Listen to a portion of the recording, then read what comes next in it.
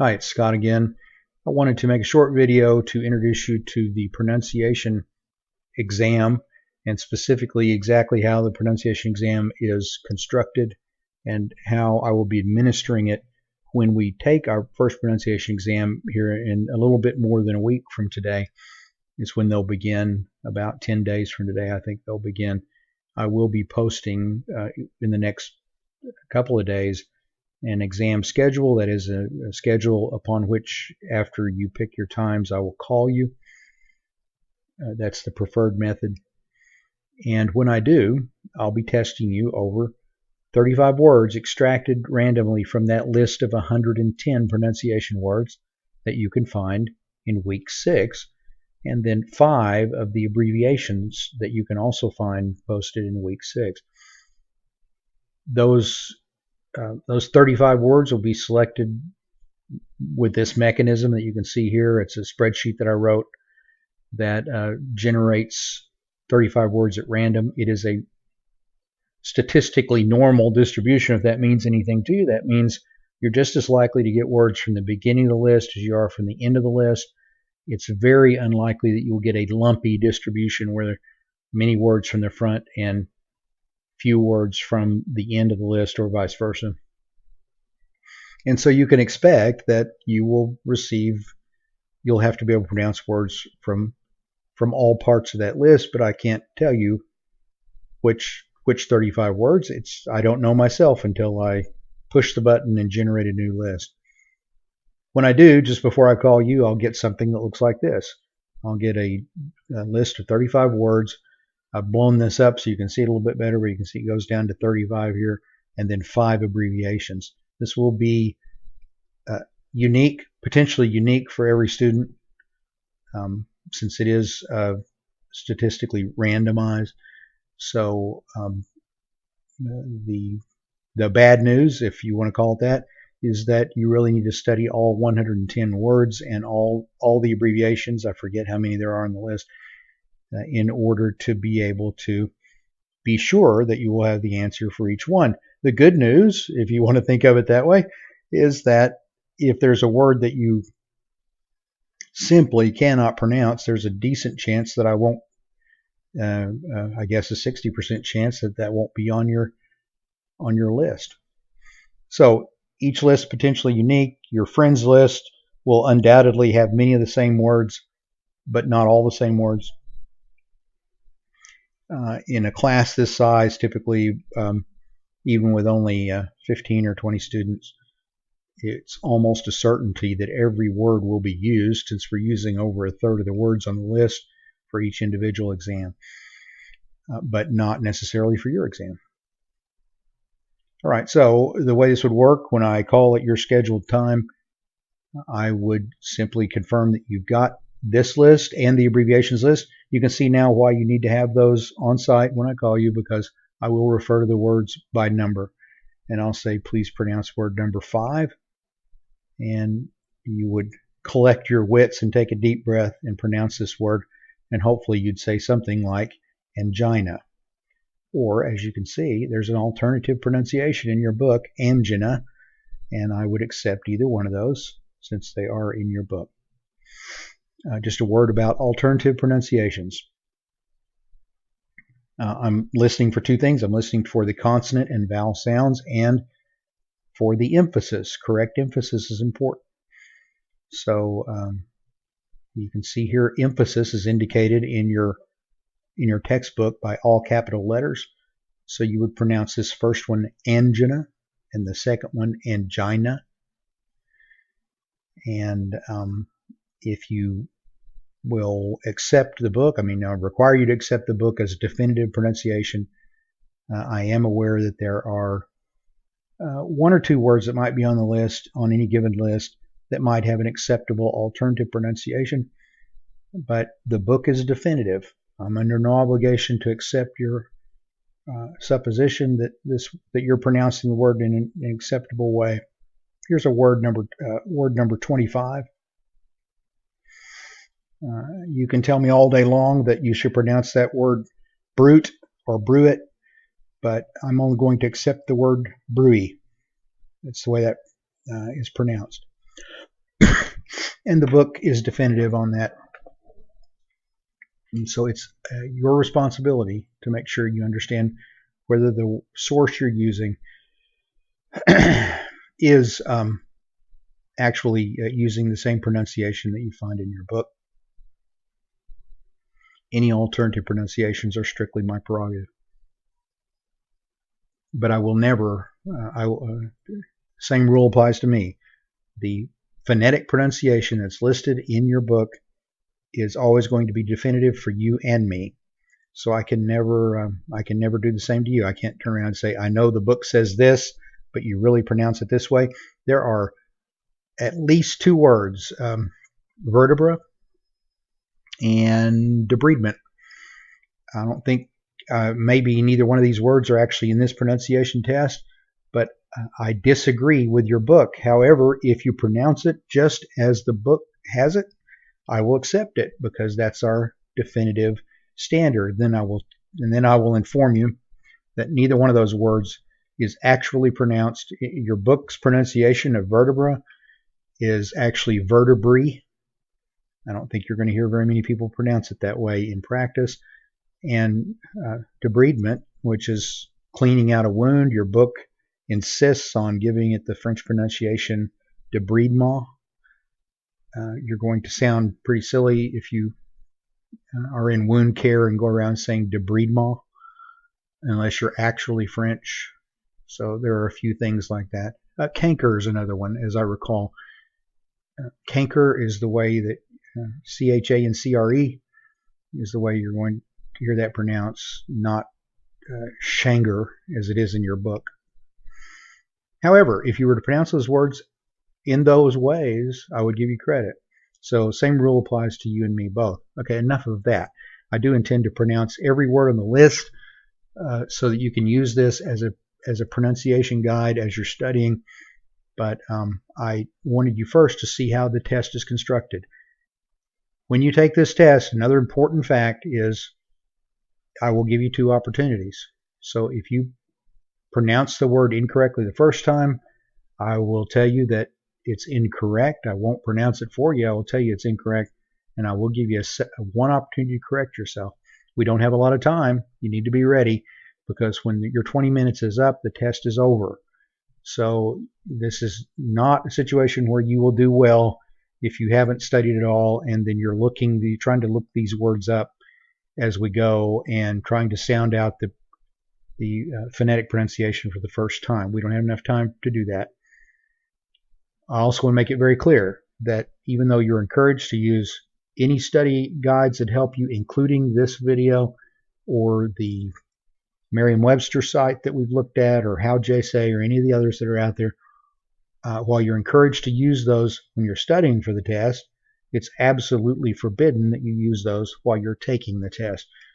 So when I'm on the phone with you, my assumption is that you are taking the test by yourself without a human being or a computer program or a recording or anything else that is feeding you information.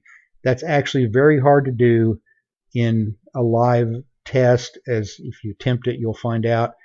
And if I suspect that that's what's going on, it's within my prerogative to require that you meet me for a test in person. Since you understand, we all understand these requirements, and I want to make it perfectly clear that this is testing your ability to pronounce these words by looking at them, not in your ability to repeat something that you hear coming into your ear. This is not ventriloquism. This is medical terminology. All right, enough of that. The abbreviations, I want to make one note about the abbreviation. All you have to do to get these right is look them up. And I want you to look them up in your book. I've even provided page number references, which I believe are accurate for all the abbreviations. Yes, I am aware these abbreviations sometimes have more than one medical meaning, and if that's the case, I think I probably know them. I'll be open to that alternative one if I can confirm it. However, if it's not one that's in your book, then I'm going to be very skeptical about it, and I may or may not accept that. Again, that's my prerogative. When all you have to do is look these up, then there's not any reason why you shouldn't use your immediate resource, other than possibly that you have failed to look them up, and now as we're taking the test, you're trying to type these abbreviations into the internet. And if you do, again, it's going to be comically disastrous, because the first thing that comes up when you type in some of these is not going to be the medical definition, and it's going to be difficult for you to do well. Again, if I suspect you're doing that, not a typing test either. If I suspect that you're typing things into the internet, and as we're taking the test, then I may say, let's just do this in person. I do want to emphasize, though, you don't have to memorize these. If this is a doctor of osteopathy, you don't have to know what that means. You don't know how. You don't even know. You don't have to know how an osteopathic doctor is different from a doctor of optometry. You don't even have to know, for the purposes of the abbreviation test, what osteopathy means. You don't have to know what hemoglobin and hematocrit mean. You have to know what they are. I'd like you to understand what they mean, but that's not really the test. I want you to be able to recognize in a hospital or clinical environment, or in your work as a health professional, when you see this abbreviation, I'd like you to know what that means. And then hopefully before you get out of this class or in another class you're taking, you'll also come to understand that as in this case, a blood test, that and why we would take that and what it's measuring. My wife, by the way, who is an RN and a legal nurse consultant and a SANE nurse, and who teaches the BADNAP program at OCCC, and now who has her doctorate, I sat down with her and selected these abbreviations from the book based on her input about which ones you are most likely to see. So I feel confident that these abbreviations are not arcane or arbitrary, but in fact are abbreviations, given the scope of your text, that you are going to see in practice. All right, so that's how the test would proceed. It's different for everybody, but the same concept. It takes less than 20 minutes. And again, abbreviations, there's nothing to memorize. Look it up, write it down. You can read it right off your list where you wrote it down. That's perfectly acceptable. Words, I want to hear you pronounce them. You get 2 chances. Neither one of these is it acceptable for you to look these answers up in real time, or to receive information from any source. It's not collaborative work, it's individual work. Here is your first word list, and again, I've blown it up so that it'll be easier for us to see here on this video. And my intention is for the rest of this video, I'm going to go through and pronounce each of these words one time. And before, I'm not going to call off the number each time to save time. I will use my cursor like this to show you where we are as we go down the list. I will pause before each word so that if you're using this as a study tool, you will get a chance to pronounce the word before I say it, and you can compare your pronunciation to mine. Let me mention one other thing in this context before we go through and pronounce the words. I understand that accent is not the same thing as pronunciation. So I've got a pretty fair dose of okie that I try to back off of when I'm actually pronouncing these words, and do my announcer voice. But you may have a thick accent depending on, where you were raised in the United States, or perhaps your first language was not English, or perhaps you learned to speak English in another country. And so I'm really not interested in penalizing you for your accent, as long as we're clear that accent and correct pronunciation are not quite the same thing. If you're from West Africa, you probably have big open O's, right? And if you are Asian, that is, if you grew up speaking an Asian language, you may actually hear R's differently, just as we consider ourselves native English speakers, but people who are born and raised here in Oklahoma hear and speak certain consonants differently. I'm looking for consistency, of course, across there. If that's the case, if you have an accent, I should hear the same changes in vowel sound across the board. It's never acceptable, though. For instance, let's look at word number 77 down here. I may say mammography, or you may say mammography, if you come from someplace else. But it's not going to be acceptable for either one of us to say mammography. That's just wrong emphasis. I don't care what language you're approaching it from. You've misconstrued the word, and it's not correct to pronounce it that way in practice, and it's not correct to pronounce it that way here in this class, since we're trying to equip you with the correct pronunciations.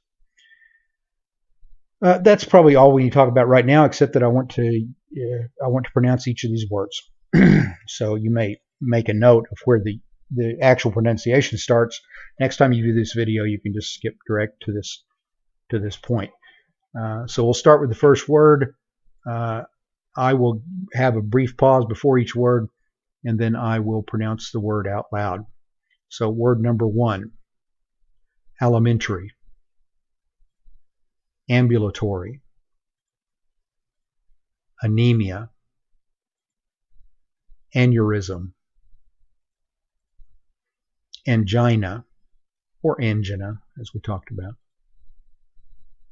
angioplasty, anorexia, anoxia, anterior, antiemetic, antitussive, appendicitis, arrhythmia, arteriosclerosis, ascites, asthmatic, atherosclerosis, auscultation, borborygmus,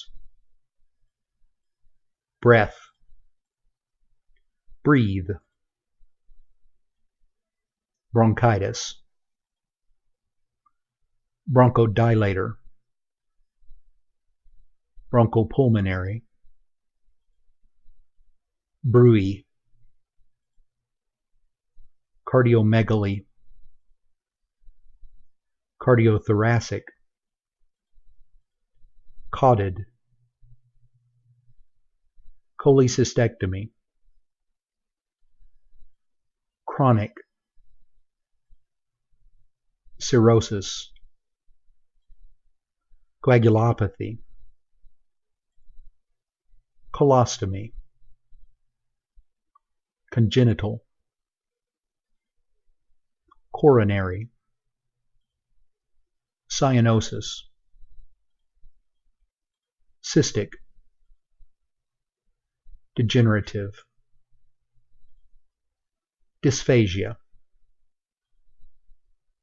echocardiogram, embolism,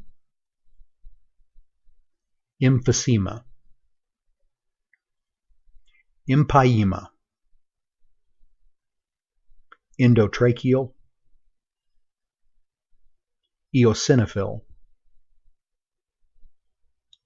epigastric, erythrocyte, exacerbation, fibrillation, gastroenteritis, geriatrics, hemophilia, hemoptysis, hemorrhage, hemorrhoid. Back up to the top on the other side here. Hepatic,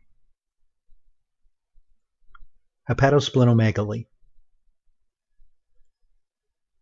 hereditary, herniorrhaphy, hypercholesterolemia, hyperlipidemia, hypochondriac, iatrogenic, idiopathic, immunoglobulin, infarction, integumentary,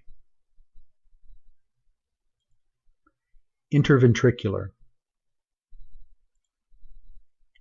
intravenous, ischemia, laparoscopic, laryngeal, leukemia, leukocyte, lobectomy,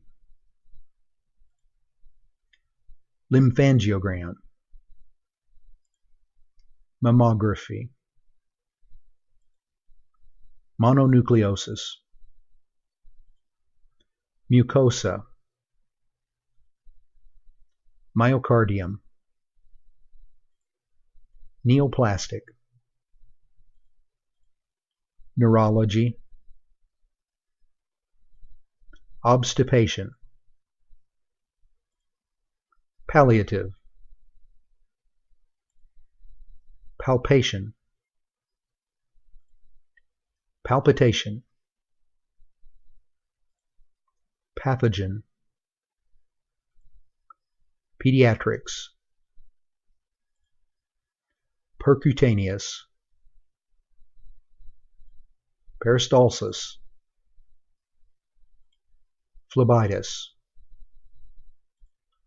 phlebotomy, plaque, pneumonia,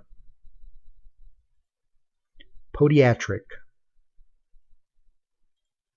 prognosis, refractory,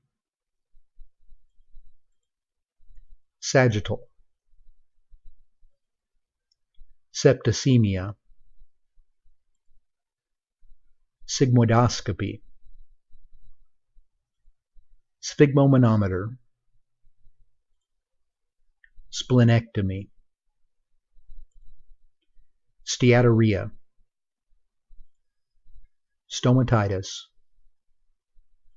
streptococcus, therapeutic, thoracotomy, thrombolytic, tracheostomy, tracheotomy. Okay, there you have it. I think I pronounced all those correctly. And so if you can use those to aid yourself for study. And I'll cut it off here. If you have any questions about particular words, of course, do not hesitate to email me or call me, and I'll do my best to help you with those.